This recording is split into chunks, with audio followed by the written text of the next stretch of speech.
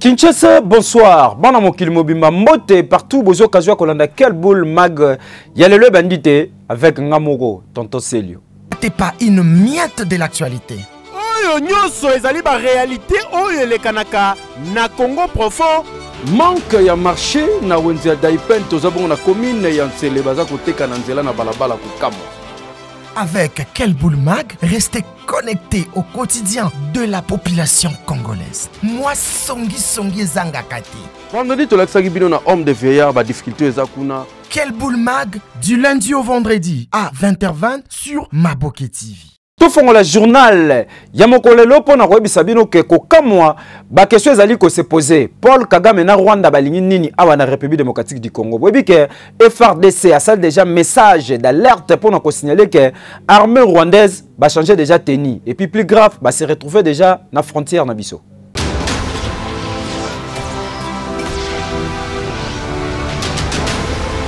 Yango Rwanda na Paul Kagame balingi nini na République démocratique du Congo. FRDC a lancé message d'alerte pour la population congolaise nyoso, surtout ya Nord Kivu. Pe azali ko signaler lisusu na opinion internationale que Rwanda aye lisusu na frontière ya République démocratique du Congo kuna na territoire ya Rutshuru. Ko comme cette fois-ci ba changer na bateni nyoso wana bazali kaka koluka ko batama na sima ya M23 pona ko luka ko sala ba désordre na bango ba mesana ko piller ko boma pe ko botola. Général de brigade bo Moussa Ekenge Sylvain oyazali porte-parole ya gouverneur militaire ya Nord Kivu a précisé boye. Depuis l'arrestation des militaires de la force spéciale rwandaise dans les territoires de Rutshuru au Nord Kivu, le Rwanda a changé la tenue de ses militaires pour dissimuler sa présence dans les territoires congolais aux côtés des terroristes du M23. Le Rwanda a déployé dans les environs de Tchanzu 500 militaires des forces spéciales, tous habillés d'une nouvelle tenue de couleur vert-noir et coiffés des casques de sa force spéciale. Pire encore, les terroristes du M23, soutenus par le Rwanda, leur mentor naturel, se sont intentionnellement attaqués à la MONUSCO à Muhati, non loin de Bikenge, dans le groupement des Djomba en territoire de Rutshuru. Pourtant, la force de la MONUSCO est en plein exercice de sa mission conformément au mandat du Conseil de sécurité des Nations Unies. Tela, Maramumusu se sent à cause à l'éveiller. Et FRDC azali déjà déterminé. Loko la bandi déjà ko timbela. Rwanda nenga bandi ko changer bateni. Pona ko luka ko camoufler na M23 ko sala mabe. Bondi menanga ke ba Congolais nyoso. Cette fois-ci, bazali très éveillé pour na dossier Oyo. Yo. Ba prix à carburant ezali à komata. Mais le gouvernement congolais a eu en charge il y a 1130 francs pour na ko sunga mwa muke malgré difficultés ali. Reportage signé Trésor Tousséou.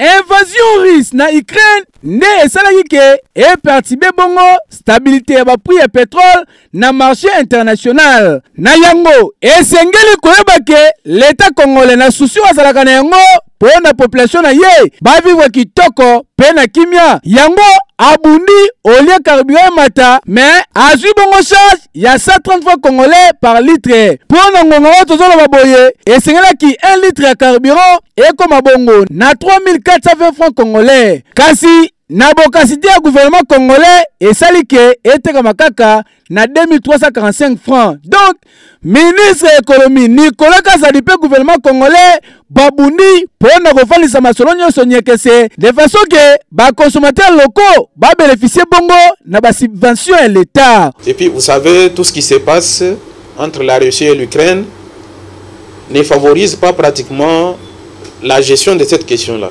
C'est très important. Ce conflit-là a touché plusieurs pays du monde.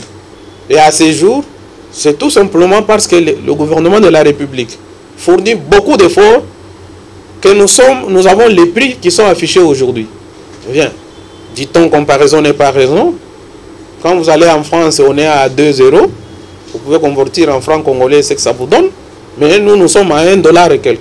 Eh bien, par rapport à ça, vous devez comprendre qu'il y a beaucoup d'efforts qui sont consentis par l'État congolais. Et donc, on est en train d'explorer de nouveaux marchés pour voir où est-ce que pratiquement nos sociétés pétrolières peuvent acquérir ce produit-là à un bon prix, de manière à réduire de manière drastique ces pertes et manques à gagner. Tout ça, c'est pratiquement dans le programme du ministre de l'économie actuel, Nicolas Kazadi. Nyonso oyo ezali kaka na souci ya komaterialiser vision mokonzi mboka Faci Beton ya le peuple d'abord oyo ezalaka mingi mingi concernant vie sociale et population de façon que masolo nyonso efana nyekese. Yo, oui. Présidente ya Sedik, Madame Arlette Odia, webi ki asali ya déjeuner na PPRD. Elekana ki ndenge nini Jean-Si Mwaka.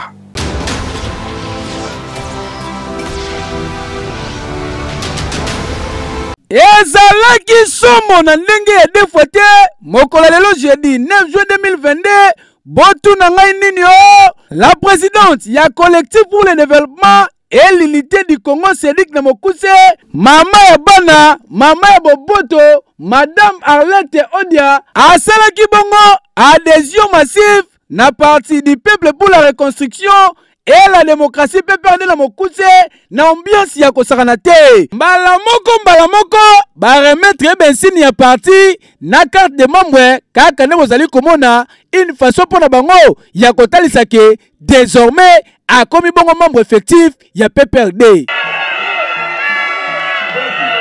Nasuka nyoso boka communication. Laissez-moi vous dire, chers camarades, que je ne suis pas une nouvelle au PPRD. Le mouvement Séduc est né. Certes, une structure en laquelle des milliers de compatriotes s'identifient. Mais il nous fallait aussi avoir un parti. Nous avons choisi le PPRD.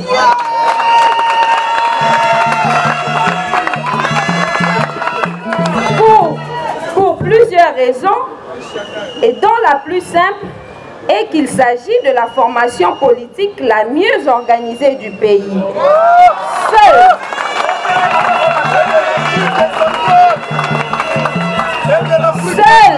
un parti politique organisé peut amener un État à se développer. L'opposition politique n'est pas une fatalité et nous n'avons aucun doute qu'aux prochaines élections, notre parti sera au pouvoir. Telles sont nos convictions, mais surtout les aspirations profondes du peuple face à sa souffrance devenue indescriptible et à la mauvaise gouvernance du régime en place qui ne suscite plus d'espoir.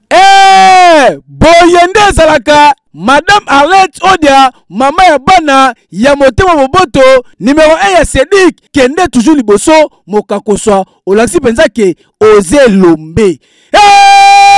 Yo, oui. Cybercafé Jafar, batunyo sur la qui développe le terri, R yangobo ken rota la peau, prise en charge kuna, eza assuré.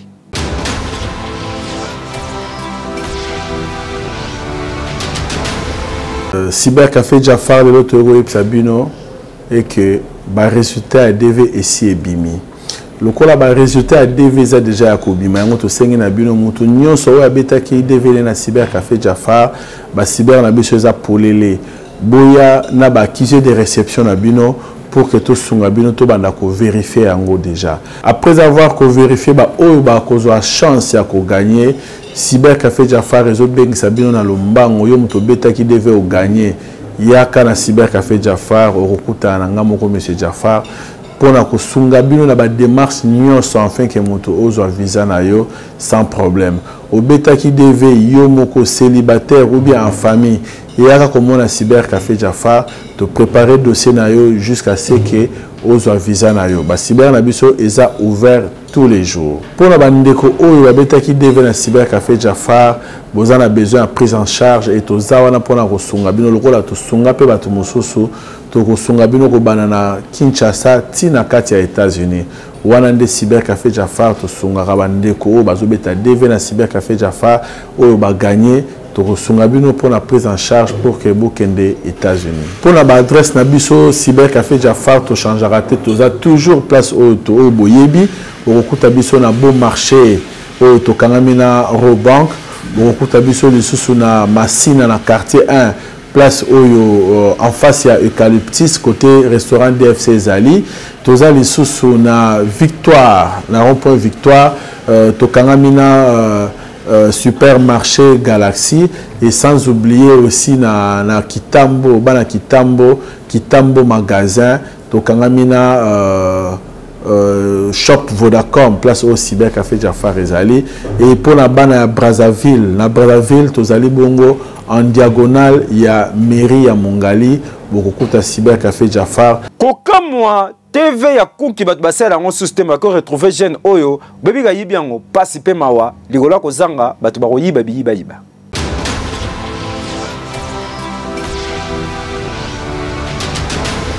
tala bilongo bien tango mususu bandeko na bino tope ba voisin tope mutu moko oyebi bokutana na likambo songolo pakala ndenge batelemi 5 boye 4 garçons na fille moko baza miyibi benemi ya kimia bokozwata idete bango biloko musu bayibaka toyebi te so bayiba po asana ngo nini tala neti TV o bayibi ya 14 pouces sharp ngo pe babuto ezate bateva bona bandeko ya lango sute mingi bala bakoma obetela ngo ba play mais soko tali TV bien ondire pe kutu esaka nango sute bayiba drama be bayiba téléphone bayiba sac donc bango bayiba kapena biloko moko okope pena keno kimwibi na bango eza mvutima awa tozala komina kimatieke ndeka balobaka na 9 jours zaka muibi jumo bataka maboko la police atie bango maboko boka communication la banda ou église dimanche na avenue Bouma la Prince na monika bano babimi moko basimbi ngai balimba ko tsanga na tunnel siko bazwi sac na ngaba kati sac mibale basimbi sac mibale babimisi nga machette soki na sali mouvement de sopona côté na tindeli te nde babotoli sac bakena ngo mbongo ezaki na sac 600 000 na francs $300 na dollar ambongo amike na bete ezali combien na téléphone na gourmet ya or na lance kabel na biloko bazwi na montre en tout cas makambo ya boye eza normal ata mukete lokola la police atie bango maboko esengeli la justice asala musala na lolenga sengeli de façon que bala mibalo yo na mwasi na bango basibi regard ya loi po balapa ete pe baninga na bango et normal te boyi babilo mo pena net ba TV boy ya 14 pouces ya rasutela bandako e mama soni oyo pardon et nini et puis TV ngo ba felango et libanda soni soni makasi que yo oui winner loto eza possible na 500 francs ya pamba on réaliser ba rêve na yo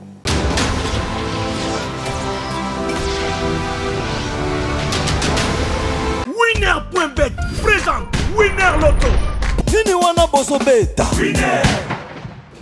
Bonsoir à tous, tout le plaisir est pour moi de vous retrouver sur ce plateau Winner Loto RDC du jeudi 9 juin 2022. Les cagnottes que je vous souhaite de remporter ce soir sont de 12 316 000 francs congolais pour le Win 4, mais aussi 44 292 000 francs congolais pour le Win 4 double. Avez-vous fait le choix de vos 4 bons numéros? Si oui, nous passons tout de suite au tirage. Bonne chance à tous. Un tirage qui se déroule sous l'œil vigilant d'un huissier de justice, des officiels Winner Loto, mais aussi d'un public témoin. Mesdames, Messieurs, sans plus tarder, on accueille le premier bon numéro, le 19. Poursuivant ces tirages, pour accueillir à présent le deuxième bon numéro de la soirée, le 20 vient compléter la liste. En troisième position, accueillons donc le 10. Et pour finir, le quatrième et dernier numéro de cette très belle soirée du jeudi 9 juin 2022, n'est rien d'autre que le 28. Prévoyons ensemble avec vous, madame, monsieur, sur vos tickets, vous fallait nécessairement trouver le 19, le 20, le 10, mais aussi le 28, qui est notre quatrième et dernier numéro de la soirée. Avez-vous trouvé cette belle combinaison depuis chez vous? Si oui, je dis félicitations, c'est avec plaisir, je vous retrouve très prochainement. Prenez très bien soin de vous. Au revoir. Tokende na commune ya Ngaliema na ngomba Kikusa bobi ke kuna population zo souffrir makasi surtout na likambo etali mai bakondi ya régie des eaux est-ce que boyoka kobe boyoka raté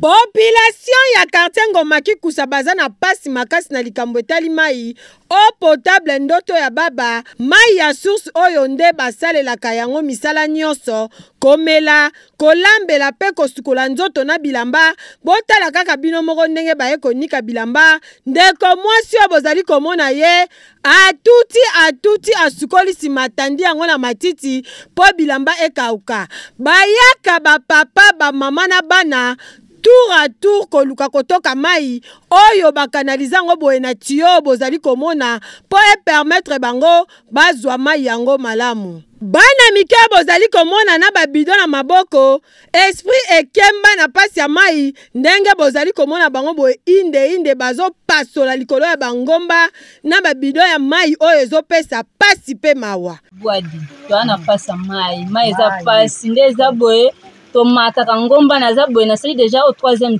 tour ma kutetika na maya. Déjà ba konza mboka batela biso likambo ba bokisa ata ba pompe ata ba forage ba saela biso. Bata source ka ba ya bon c'est pour ermo boye ebeba kana mbula. Ona ko lo bande yangwana. Ba mikie neto nga kutana za 7 wa za Milan. Za na 15 metela ko ki classe tena yo niko bilabo po pasele ki ba tiso ba forage awa. Mai masute kanga mato komaka batmo ba source kaka ngomba to lembi ngomba. Osenga ba konza mboka ba bokisa source. Population ya Ngoma Kikusa baleli pasi ya mai bayebi te soki ekosila mukolo nini basengi na bakonza régie des eaux bakotisela bango mai na coin oyo po bazwa kimia modèle bazo vivre est normal te ekei tolongwa Kinshasa pona kokende na Congo central précisément na Boma Bongo bobike bakuti moto ya kokufa esali pasi pe mawa.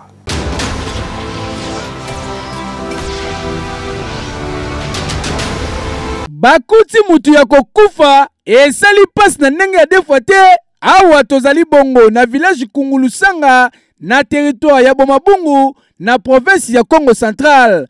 Ndeko mobali oyo bozali komona ye ya kolala boye bakuti ya kokufa azali bongo chauffeur akumbaka mutuka ya agence moko na ville ya Boma pona kokende lukula chela pe bamboka ya ndenge na ndenge. Kasi mikoleleki ayamaki ba client moko bayaki o bazo voyager bazo kene bayombe amemi ba comme d'habitude eloko komaki na nzela ti sikoyo ezali koyebana te mais ba constate kaka ndeko depa kenda azozonga te. Chauffeur moko babomaki babomi batiali kobwaka ye awa aux alentours ya mboka na ngai Kungulusanga. A partir biso bana mboka to bani koyoka solo to revérifier tant to vérifier to moni mutu azaya kokufa yangwana na bengi ba service nyonso compétent ya l'état po baya kolongola corps bakende kokunda ye. En plus nazo senga na monsieur excellence monsieur le gouverneur administrateur des territoires de Moindre madame la maire de la ville de Boma bosunga biso bozongisela biso poste de sécurité oyo ya dodani ya des maisons mais à la poste de tracasserie.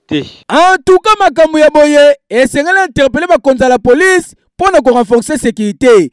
Jeune garçon akei kaka boye atiki libota oza makaga ni pour la famille na ye et à normalité. Keyo, oui. Restaurant za se moko bondi menangai Galaxy Mambo na Paris diaspora lingoli kitoko yo wapi beta turkuna bio.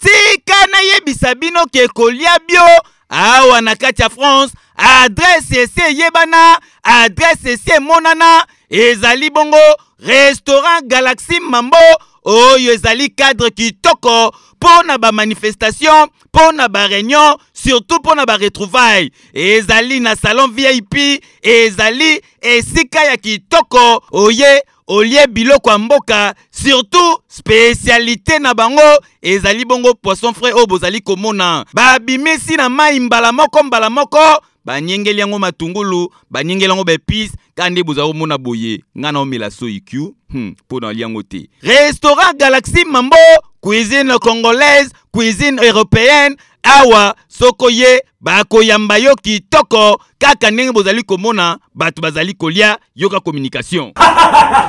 Na yebisaki bino na kati ya Paris na Aubervilliers awa mubimba mbisi esala makakaka na Galaxy Mambo ata ukei suka uzonga na Galaxy Mambo petite histoire ya mbisi na kati ya putu awa c'est la Galaxy Mambo. Ma vie à restaurant Galaxy Mambo. So la tienne au miss boy. Il faut silisango. So silicité. On confite à mon moté. Mais on est monté à ma. On faut silisango. Comment ça monte à tomber na ye?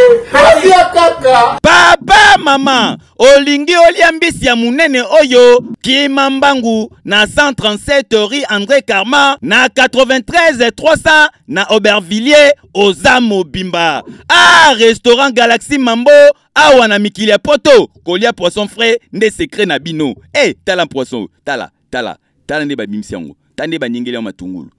Kitoko yo wapi. Ekei tozali na quartier Madiata bilanga nde salaka bandeko oyo baluka ndenge ni bakolia basunga libota.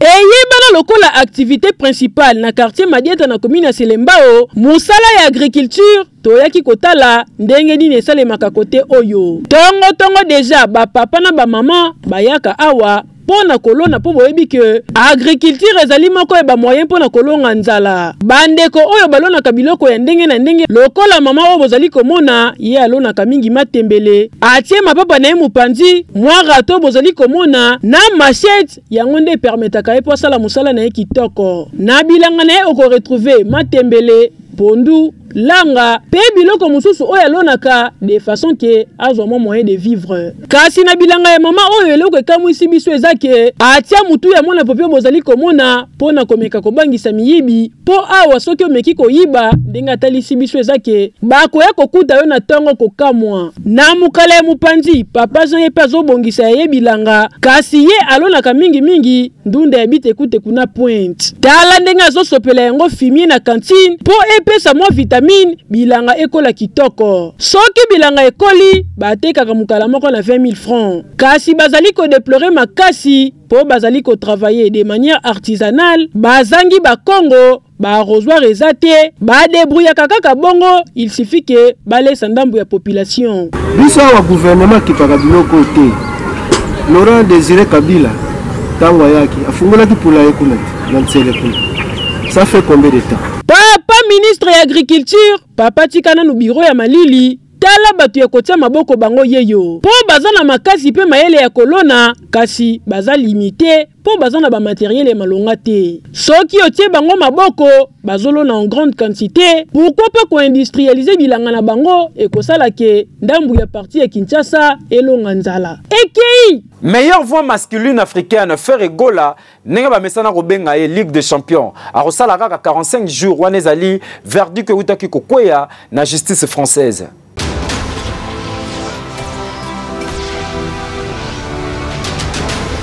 Désormais verdict pour na dossier Ferre Gola et kwei Jésus de nuance Nzambe ya bayembi kaka nde balinga robenga Ligue des Champions akosala kaka 36 jours kuna na prison ya Fleury Mergus oyo ezali bongo à 26 km ya sud ya Paris kuna na France. Justice française est condamné ye kaka na 45 jours ya pamba bondi melangake pona infraction ya mukie on na droit babengi bongo délit, c'est-à-dire infraction et bendi melangake meilleure voix masculine Ferre Gola bakangaki déjà depuis le 3 juin 2022, donc asali déjà 9 jours kuna na prison. Bondi melangaka ba fan ya Ferre Gola bazali toujours na moral au zénith po kala te artiste musicien na bango akozala libanda pona koyembela bango banzembo ezali ko cartonner na Afrique pe na mokili mobimba lokola ba IGF na parle même pas. Hier na Soudan beti susu boya poli Hector Cooper azanga malobate a communiquer boye.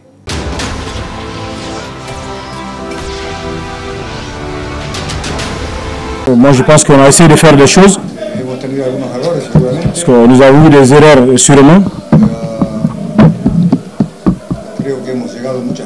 Je pense que nous sommes arrivés beaucoup de fois dans l'air 18 mètres. Parce qu'il nous a manqué la dernière touche. Et je pense que plus d'un but, on a des douleurs. Et donc on est très, comment dirais-je, la toucher. C'est que le peuple congolais peut ressentir au-delà de l'attente du peuple. Moi, le match, nous avons beaucoup attaqué. Parce que nous sommes beaucoup plus arrivés dans les 18 mètres que l'adversaire. Nous avons fait des erreurs, ce que je...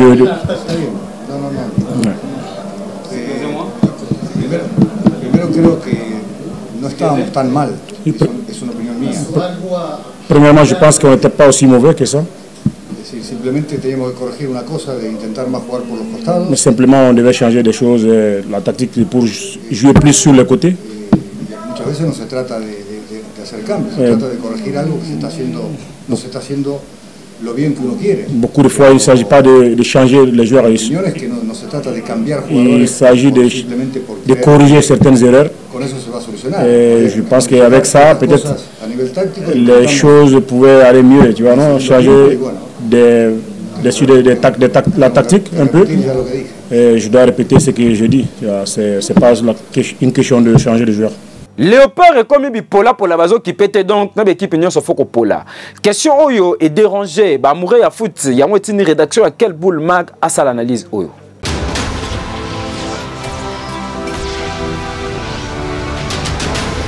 Batu misusu bazali kobenga yango yombo, misusu bazali kobenga yango libobi, misusu bakomi kobenga yango oh eza botutu. Po ba defete ezali kolanda na Léopard, pardon, bolukela yango kombo. Ba Congolais bakomi kolemba, ezala stade kutu bazokota te, ezala match ezali kobeta na TV, ba préféré batala na bango novelas. Po modèle ya déception Léopard komi kopesa na ba Congolais et komi koleka kutu na ba déception amoureuse. Ba misusu balobi ezali problème ya organisation à l'interne ya équipe, misusu pe bakomi kolobake eza suite ya ndenge championnat ya Congo ezalaka sérieux te. Misusu balobi ke ezali fédération ya football nde bazali à hauteur te. Misusu pe balobi oh ba solisa ngomba te yango nde ngomba akangi mutema. Kasi na nyonso wana ba supporters nde bazali ko souffrir po imaginer mutu mususu jour à Léopard ake ko parier.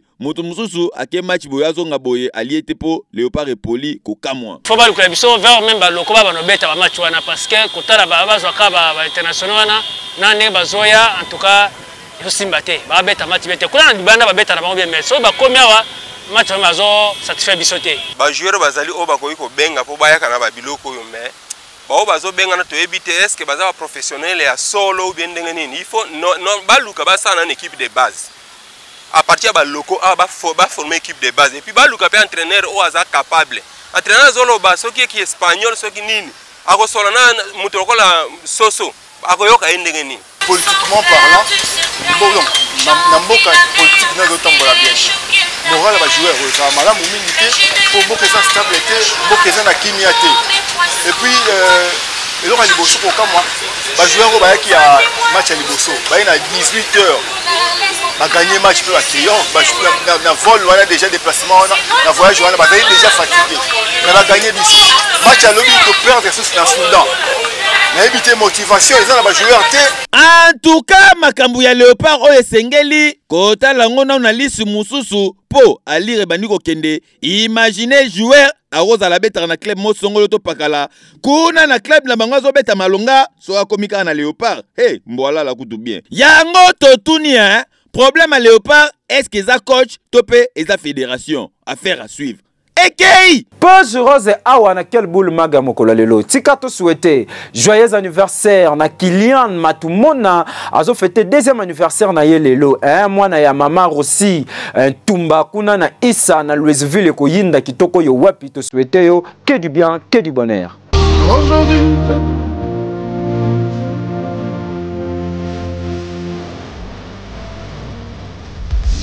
Tu vas bien m'apprendre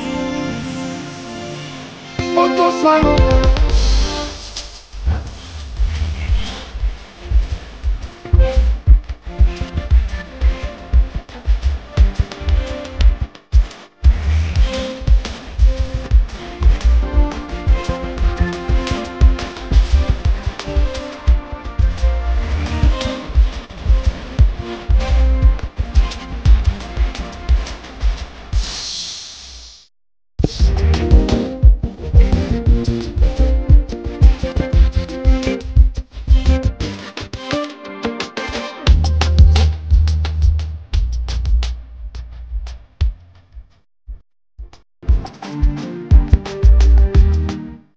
Boranisi esili tete jaja rata sera moke.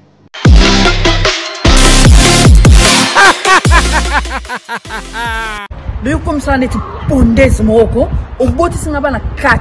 au 5e na obotate fiançailles te eloko te nani ni mama na ngata mirata vers nota ya kokate oniko ngo pesa ngamo na longola zemi okute to na obotate Jesus is Lord na oloba olobi olongola zemi na place olongola zemi nana mbongo te oluka bota kaka mwana ngamoko na oboma ye c'est plus facile olobi bota mwana soka bininga mona ko étangler na bomuye. Bon, comprenez que quel boule mag y a le Sili. Nazaki na plaisir à ma kassi ya royeba ke bozali wana. Je dédie cette grande édition à Messé Ange Tabala, président ya Asbel, hein? Donc kuna na Lubumbashi, donc balinga yemingi tonton moko kitoko yo wapi asololara bien, azali ko sunga surtout ba jeune, pourquoi pas koluka évolution ya bana Lubumbashi nyonso. Et pourquoi pas à mon frère ami Jean-Sim Mwaka, un vrai clin d'œil. Nganabino Tokutani.